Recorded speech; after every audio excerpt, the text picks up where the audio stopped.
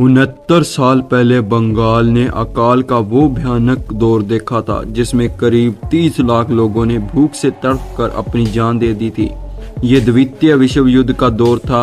माना जाता है कि उस वक्त अकाल की वजह से अनाज के उत्पादन का घटना था, जबकि बंगाल से लगातार अनाज का निर्यात हो रहा था। हालांकि विशेषज्ञों के तर्क इससे अलग हैं।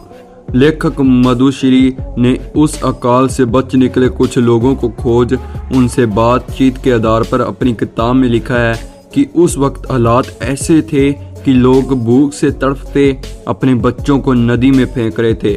न जाने ही कितने लोगों ने ट्रेन के सामने कूदकर अपनी जान दे दी थी। लोग पत्तियां और घास खाकर जिंदा थे। लोगों में सरकार की नीतियों के खिलाफ प्रदर्शन करने का दम भी नहीं बचा था। इस अकाल से वही लोग बचे जो रोजगार की तलाश में कोलकाता चले आए थे, या महिलाएं जिन्होंने परिवार को पालने के लिए मजबूरी में वेश्यावृत्ति करनी शुरू कर दी थी। यह सिर्फ कोई प्राकृतिक त्रैशादी नहीं थी, बल्कि मानव निर्मित भी थी। ये सच है कि जनवरी 1943 में आए तूफान ने बंगाल में चावल की फसल को नुकसान पहुंचाया था, लेकिन इसके बावजूद अनाज का उत्पादन घटा नहीं। इस विषय पर लिखने वाला ऑस्ट्रेलिया वैज्ञानिक और social activist doctor Gideon polio का मानना है कि बंगाल का अकाल मानव निर्मित होलोकॉस्ट था। इसके पीछे अंग्रेज सरकार की नीतियां जिम्मेवार थी।